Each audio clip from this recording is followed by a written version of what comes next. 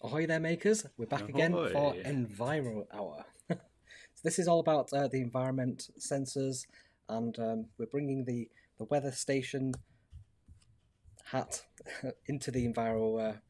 In what were you going to call this? The Enviro suite of products? Yeah, Yep. so this is like a range of Pico W aboard products designed for environmental monitoring. On the whole, designed to be battery powered, tucked away in a corner, and report back to some sort of host. So you might have a Raspberry Pi in your network that's collecting the data. You might be running an Inky frame wherever that disappeared that collects all the data. There's loads of ways that you could do this, or they could be reporting directly up to like an MQTT stream in the cloud or something like that. There's all sorts of ways you can do it. Yep. The Enviro range is definitely one where it felt that the Raspberry Pi W, say, or Raspberry Pi was overkill for what the sensors needed to do. Yeah, and consumes a lot of power, right? As well. That's a really big factor with these kind of things.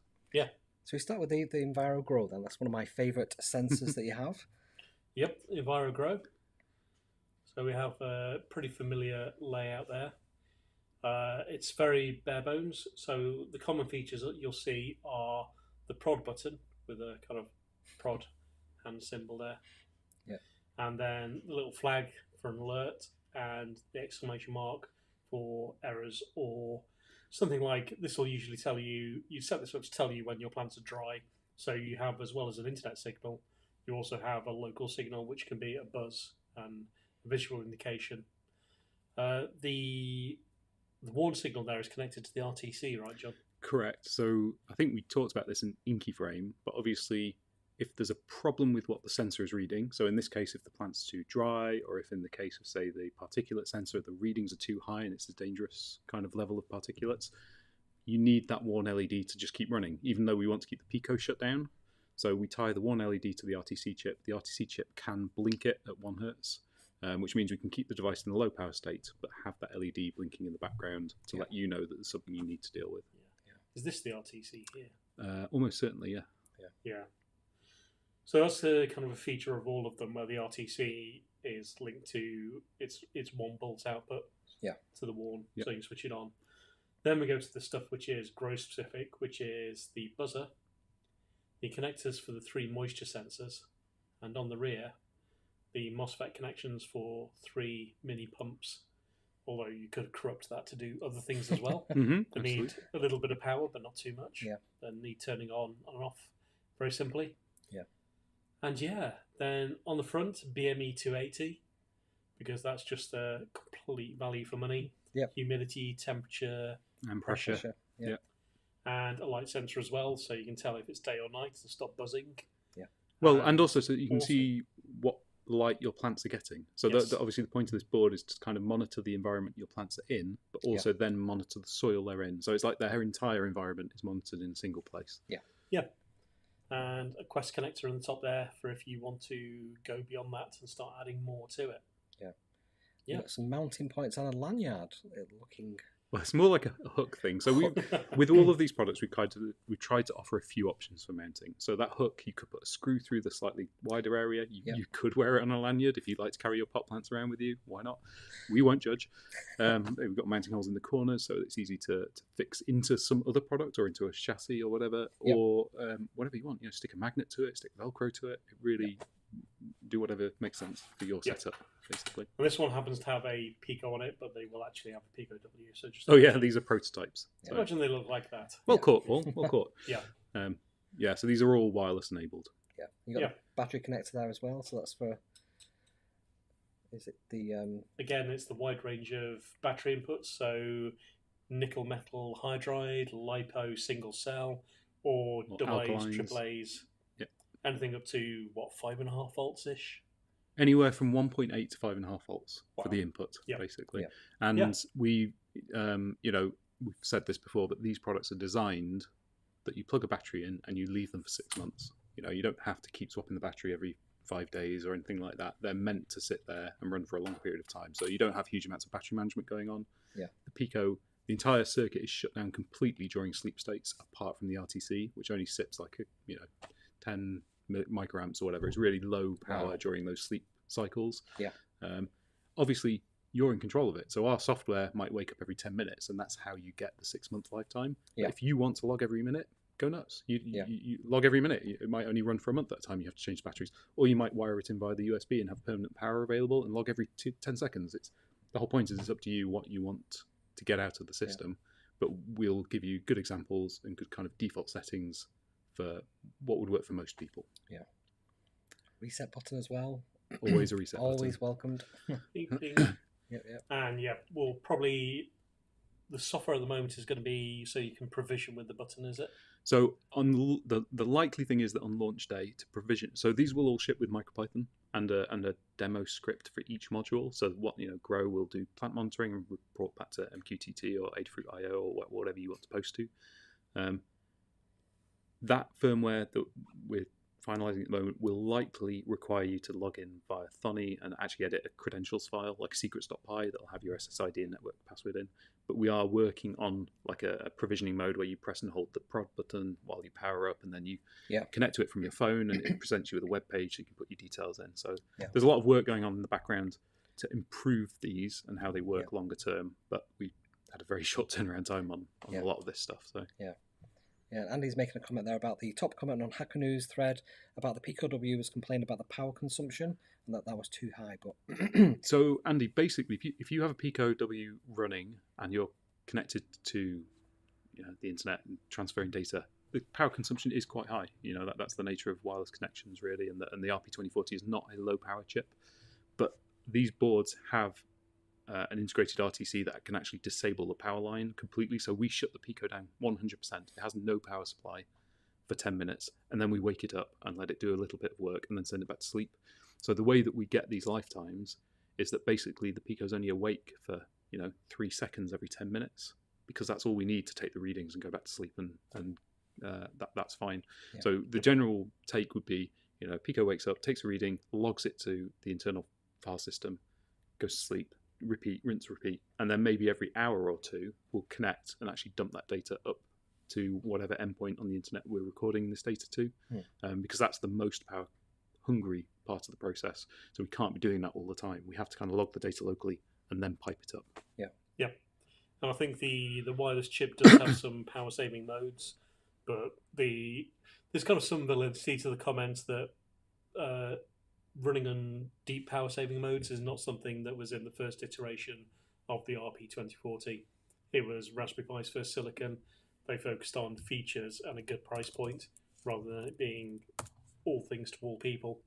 And it is such a good chip that people will chuck it on just about anything. And our solution was to add an RTC to make it run for months and knock it down into low power mode. Yeah. And plants grow quite slowly, so I think you make a good point, Kevin. Tell me more about how plants grow. But you don't need to read a plant's moisture level every minute. No. Every hour would be perfectly adequate.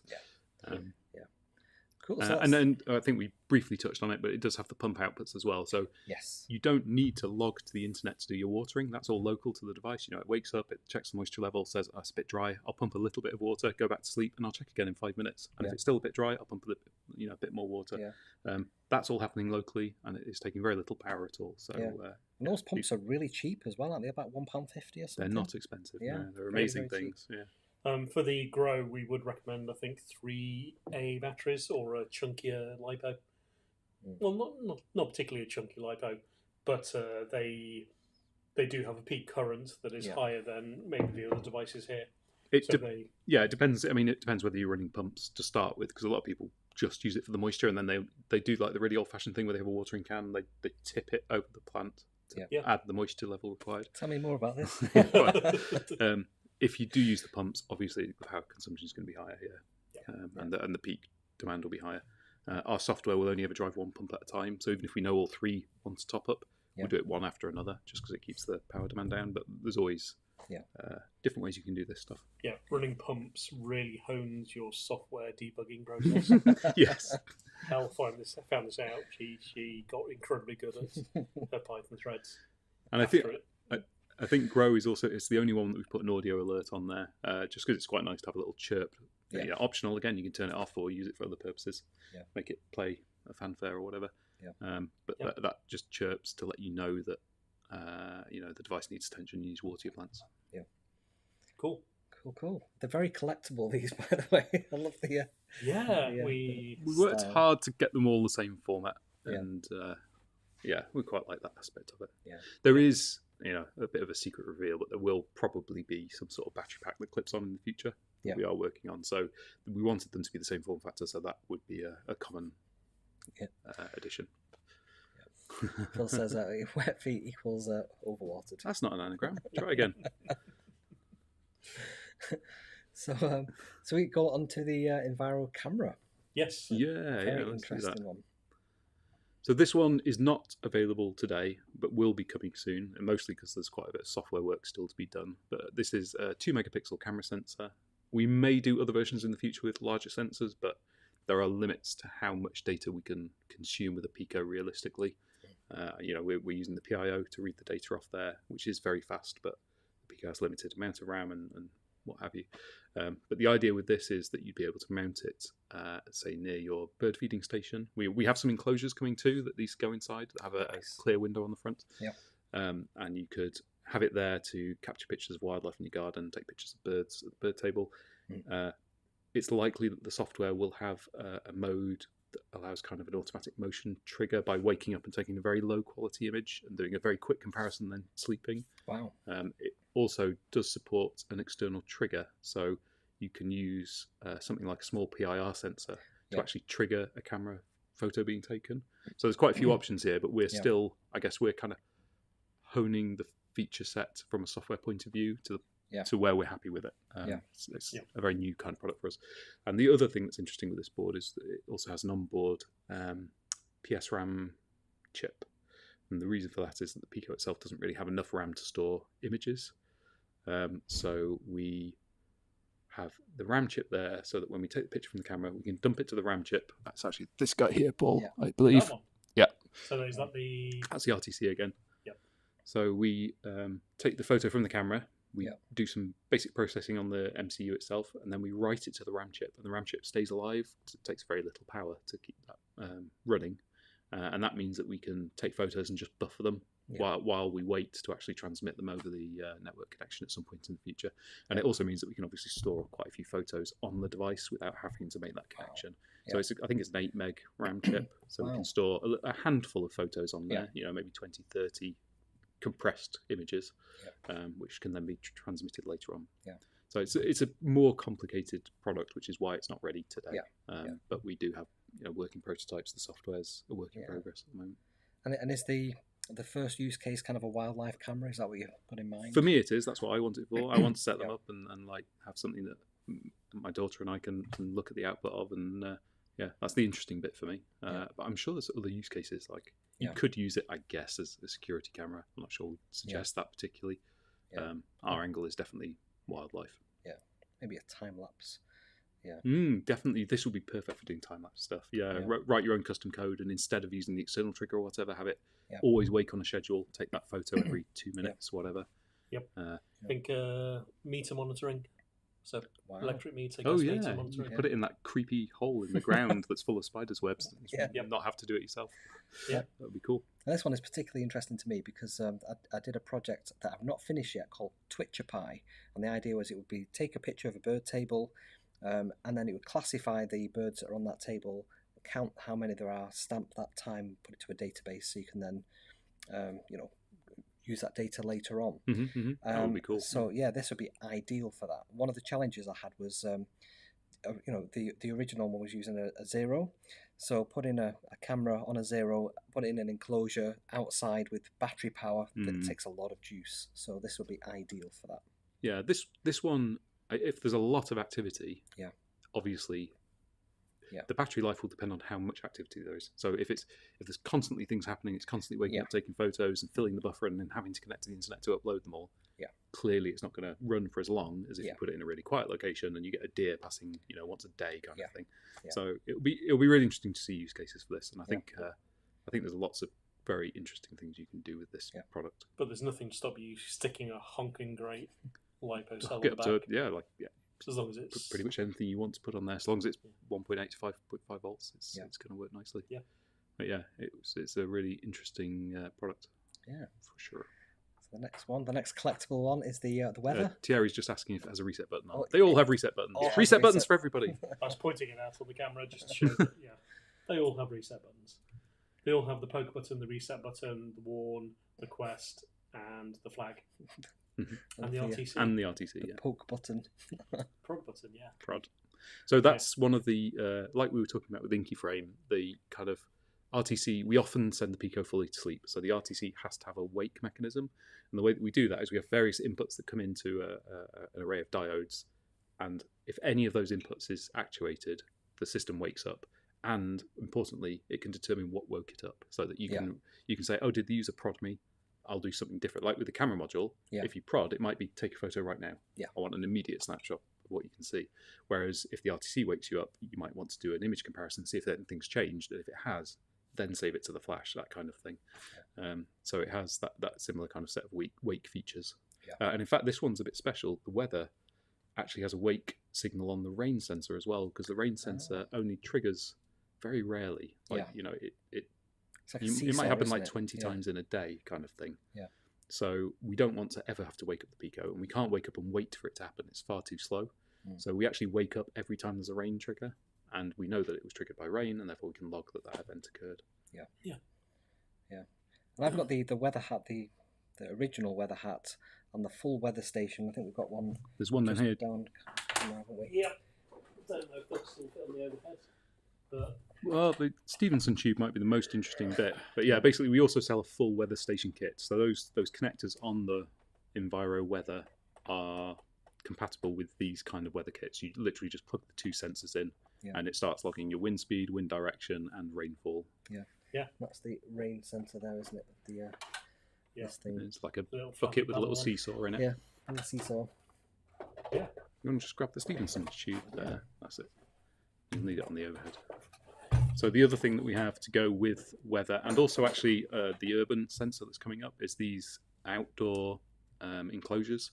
So these are designed to keep the board dry and safe while still allowing airflow in and out, which is obviously what you need to be able to actually detect meaningful information about temperatures and particulates and all the rest of it. That's not our suggested mounting solution, but yeah, basically there's a you can kind of see it on the base there, that upright. You can attach your board to that upright and then mount it inside the tube, and then mount the tube to the side of your house, or cable tie it to a pole or whatever is convenient, basically. Or stand it on a wall, doesn't really matter.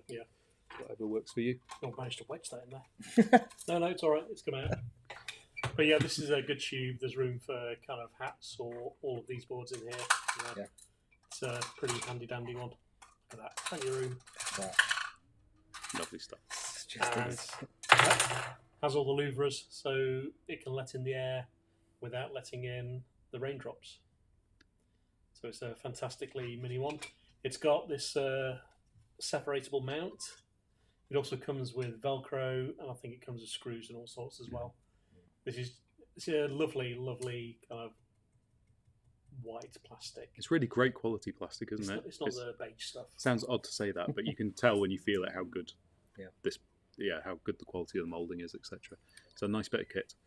And they're actually on the store. I think we added those last week. So they're great for any sort of outdoor project where you want something protected from the weather, but still have access to airflow and to be able to monitor the environment around it. So as well as on the weather station, as well as having the weather station sensor inputs, it also has the BME 280, so you can monitor the temperature and pressure and and humidity, and it has a light sensor as well, so you can kind of keep an eye on the ambient light levels. So Wickers is asking a question there. Will you be selling meters? Mine are totally worn out. Does he mean these, like the anemometer and the rain sensor and everything? I think so. We do have those for sale, yeah. And we also have a bundle. So all of these come as a bare board and also as a bundle. So we do have the weather bare board in case you already have the sensors or don't want the sensors yet, or just want one of the sensors. And we also sell it as a bundle with the full set of weather sensors. Okay, so shall we have a look at the next one? Yep, the urban. Urban. It sounds like there's going to be kind of b-boy dancing involved, but no. It's simply about monitoring particulates, especially in your urban environment. Are the cars killing you? This or is are the cows killing you? the little brother of the Enviro Plus, is it? Well, collectively, these are like all of the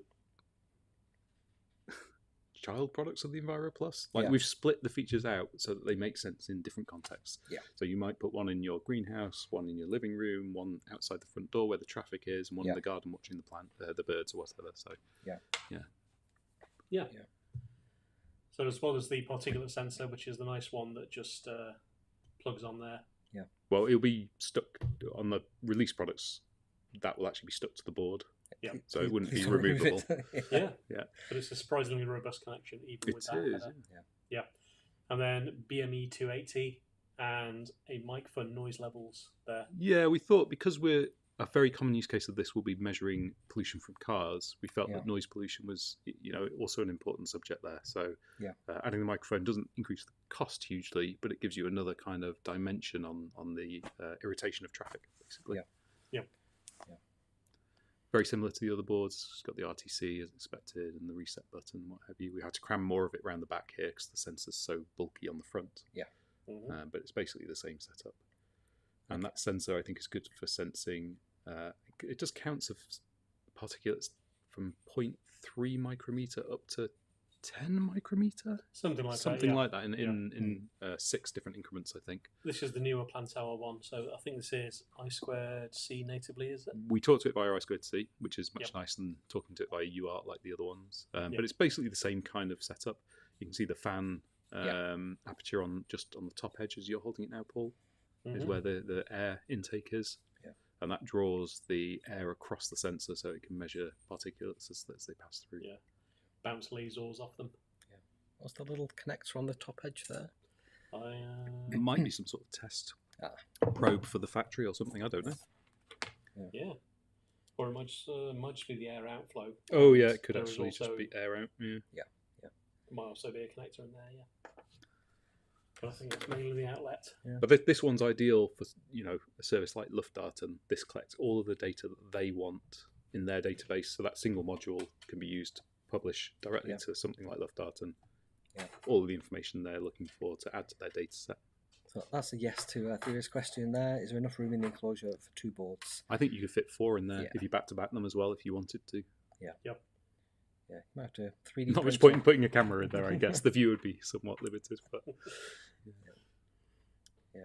So, Squishmate is saying, thinking of using a Pico W to switch on the ventilation fan for the shed and use Enviroboards to decide when to switch it on and off. Try to prevent the damp conditions. Got any recommendations? We do. So,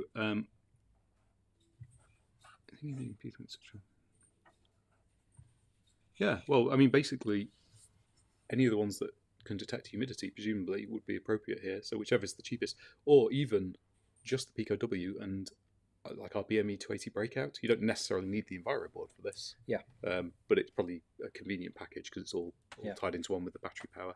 Yep. But yeah, the Enviro Indoor, I guess, would be the most appropriate option there. Yeah. It does have the Quest connector, so then you can output via that. You could either use it as intended, for, communicate I2C with a breakout, or it's just a couple of pins. Oh no, you can't mess around with the pins because they're also connected to the same bus as the RTC. So yeah, it's I2C output basically. So you need to connect that to some sort of I/O expander or something like that. We do have the big honking switch. We do have a big. We do have a power switch, right? Yeah. Yeah, breakout. Which So the Indoor, that's got a different sensor, I've noticed. I've actually, this should say BME 688, but it says VOC, temp, pressure, humid. So that's very similar to the BME 280. In fact, I think it's on the same address and the temperature, pressure, humidity is identical, but it also adds the VOC sensing, which is volatile organic compounds. So that's great for the quality of air inside your home. If you're running a gas stove or you turn the fire on or whatever, it gives you indications about the kind of compounds that are in the air and the levels that they appear in. Yeah. And light and colour sensor for basically kind of monitoring of what's going on in your home, especially if you're watching the screen too much and have too much blue light coming in. Yeah, so like a bit like how with Urban we put the microphone on because that's part of the quality of life of being outside is the noise as well as the actual pollution. Yeah. With this, when you're indoor, a bit like a lot of people have on their laptops, they have the colour temperature profile change in the evening to better match the circadian rhythm of the human body and how the environment looks at that time of night.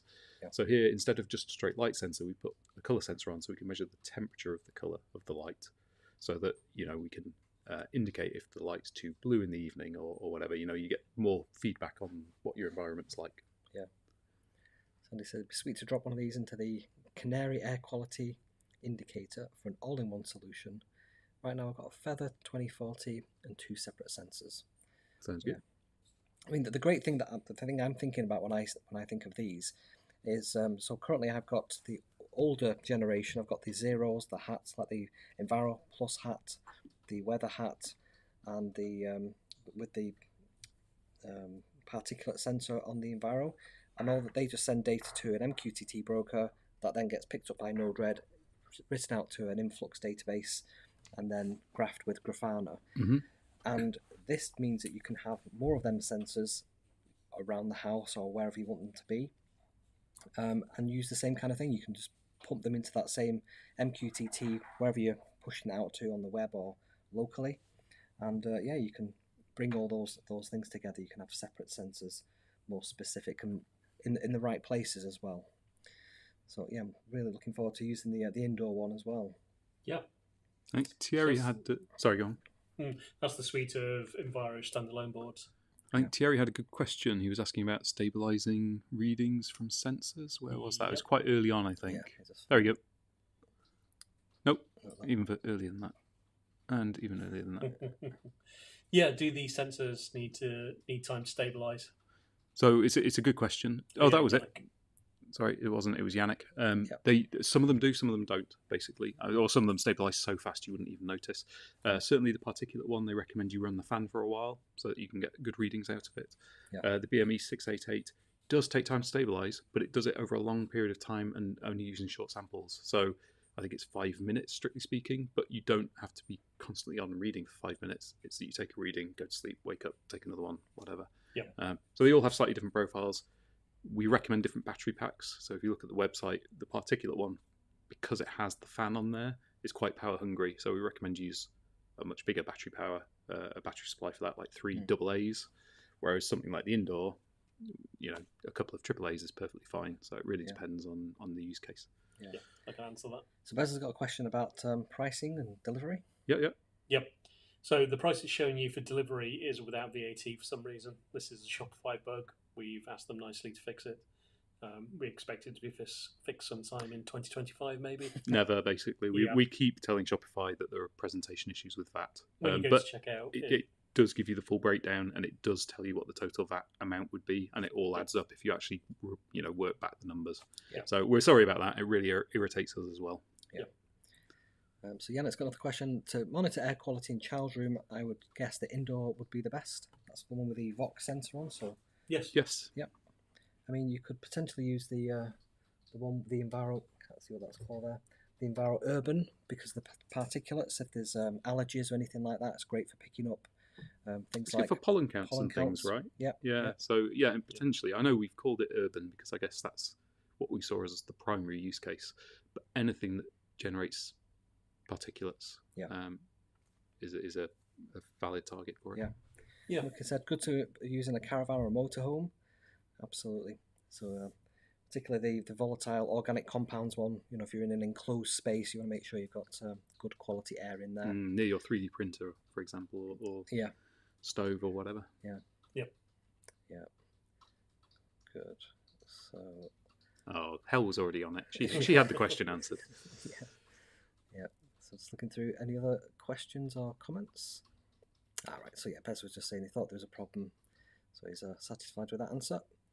Good. So good catch, the urban one, and Enviro Indoor for every room of the house. Absolutely. That's what I'm thinking too. Why would you not do that? You want to see the different temperatures, the different pressures, and so on. I think for Wi-Fi connected sensors, they are incredibly reasonable and very hackable. Yeah. Because they're all based on the Pico W. Yeah. And then we have the one wildcard, which was actually a product we've been working on for a while, which is the Pico Enviro Plus Pack. So that is a pack or a backpack which goes on a Pico or Pico W with headers, and has a screen and a bunch of the best sensors. So the BME 688, microphone for sound. So you've got sound there, but mic here. What am I thinking? And then a light sensor, and a RGB LED at the top for notifications. Yeah. So this is more for your traditional hacking about. Yeah. That person asking about monitoring the child's room, this one might be a good choice as well. Actually, you get the microphone in there as well, so you can monitor noise levels. Yeah. Ooh, if you want to do something a bit more makerish, a bit more put it together yourself. And the connect where your thumb is that for the particulate sensor? It is, Kevin. It is. Funny you should ask that. Yeah. So that's for our existing particulate sensor rather than the slightly newer version. They both do the same job. Yeah. The old one is just a bit harder to read, but the software takes care of that for you. So as far as you're concerned, not a problem. Yeah. Nice. Yep. And you only need to add that if you really need to. Yeah. So Beth says, could get it to connect to the power controller in my Max Air in the camper to trigger the event if the air quality drops. I assume that means. And to send you a text message that it's done that. Whatever. Exactly. It's all good stuff. That's it. You can connect all these things up to if this then that and have all kinds of triggers. Yes, and you can manually vent back to it over the internet. Fantastic. Great. So I think that's all the Enviro products covered off, isn't it? Yeah. That's the collectible That is set. the suite. That is the suite. If it's vaguely interesting, obviously these all come with a Pico W on board. Right. I know a lot of those prototypes had the Pico on. That's just because that's what we had to hand while we were doing a lot of testing. But one slightly interesting thing is the very first time we ordered these boards to save on kind of cost and messing around and stencils and the rest, we actually ordered a multi-panel and we got all of the products together in a single panel, which is the first time we've ever done that. It's kind of cute. We don't do this for production because it wouldn't let us change the quantities on a per unit basis. But it worked really well for doing the initial prototypes of these boards, the very first spin. And it looks quite sweet. So I think I'm going to keep one of those panels and put it on the wall somewhere. Yeah, I'm loving the attention to detail, like the little gold highlight on some of the. They all have their own little gold flare. Yeah, it's nice. It took us about 3 format iterations to kind of get to this consistent look. Yeah. So we've got some other comments there. So keep talking. You promised a full hour. Yeah, we streamed out there. I think because we're not showing the code examples today. It means we can be a lot quicker. Yep. So keep the questions coming, and we'll keep talking. So Jonah says, but particulates from car exhaust is much smaller than 3 microns. Are the same plant hour sensor, and it measures no difference behind my air purifier on the balcony next to the road as expected. Yeah, that's not ideal then. Yeah. So I think for car exhausts, the particulates I think are less of a threat these days. What is it? Is it NO2 or whatever, isn't NO2. it? Yeah. So we should probably, I think if anything, we would like to have a proper CO2 sensor as one of these boards at some point, because that's very hot with ventilation right now. If there are too many people in a room breathing, the CO2 levels get very high. And we do have a good CO2 sensor as a breakout right now. But having that as a display thing for schools and workplaces, that'd be good. And the other one would be the NO2, is it? Nitrous dioxide? Is that it? Nitrous monoxide? I don't know anymore. My head is just full of stuff. But these all come with Quest connectors, so you could connect in through that little breakout garden connector thing, a Quest connector to a CO2 sensor. So you can bring all the things together. So Andy's asking if you can buy them as a set. Do you bundle these things together? Not at the moment. You just add them all to the cart, press buy. We don't have any sort of bundling. I think people will have one they're most interested in. And that'll be the first one, and then they'll get them as they need them in different quantities. So not sure about the need. We'll get the set. We like to be kind of tempting to people, but not too tempting. It feels a little bit too piratical and evil.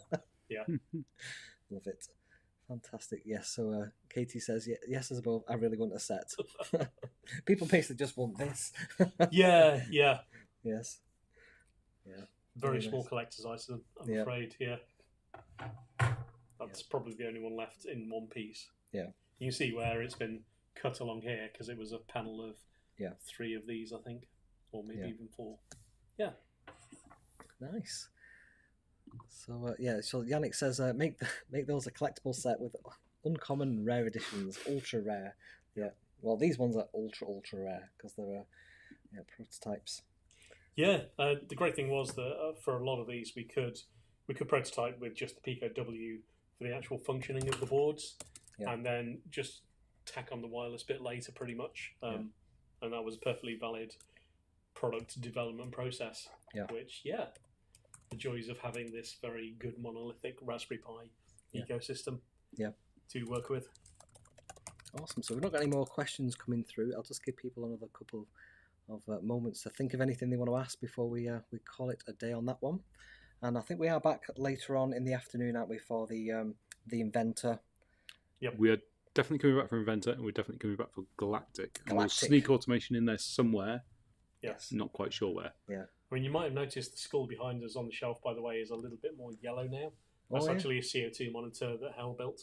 Yeah. So this morning, this was pure green. It was nice and fresh in here. Yeah. And we've been talking now. It's just all CO2. Yeah. So what else? We've got some other questions there. So Yannick suggesting we sign the prototypes and auction them on eBay for a charity of your choice. Absolutely. Nice. Plenty of good causes right now. Yeah. I'd like to combine the Enviro camera with the Enviro LCD. How may this be done? So I assume by Enviro LCD you mean the Enviro pack. I mean, in principle, there's no problem with that at all. I think you should be able to, and I haven't actually tried this yet, but I believe you can put the Pico W into like an access point mode. So in theory, it can be the host. I think it can provide the network to another Pico W. Yeah. So there you could have the camera set up as the kind of the client, the Enviro pack with the Pico W attached as the host, and the camera could stream data over to it, which it could present onto the screen. I don't have an example for that yet. Yep. In principle. Yep. So you don't need to involve an internet or a router as a middle kind of person in there. They could be a standalone system. Yeah. So Andy's asking about the pricing of these. Gosh, it's all on the website under new products, but these are the prices without the accessory kits. Yep. So the camera is £28.50, which is, and as Paul pointed out earlier, this is roughly dollar parity when you take into account the VAT, so it's effectively $28. Yep. The Urban with the particulate sensor is $58 or £58. The Weather is £30, but you do need the sensor kit to go with that if you want to take the weather readings. The Grow is £39. That comes with the moisture sensors ready to go. Yep. And the Indoor is £36. Yeah. Yep. And the pack? And the pack is 54, I think, or 45. Hold on a minute. Bear with me. Yeah. Oh, it's £45 for the plus pack. Yeah. It's got sensors on the screen, but no microcontroller. Yeah. You add your own Pico W to that. Yeah. With all of these, it's basically taking the Pico W, adding RTC, all the other circuitry, and the sensors, and that's what you get for a more or less complete system with just that power. Yeah. With example code in all the languages. Yeah. I think the only surprise is the sensors, but shipping costs have just been insane the last year or so, and they are bulky as hell. Yeah. Even shipping them by sea. Things are more expensive than they used to be. Yeah. It is what it is. Great. Okay, so I think we'll wrap it up there then. We'll be back at 1 o'clock for the next live stream. We'll be looking at the Inventor 2040W and... I think we might talk about automation then as well. Automation, just to sneak it in, so that we're not doing this all day long. Not that we're not enjoying it. We are enjoying it. It's actually, it's pretty cool. Having Kevin do all the work is really good. It makes it so much better. Yeah. Great stuff. All right, we'll see you later on, back at 1.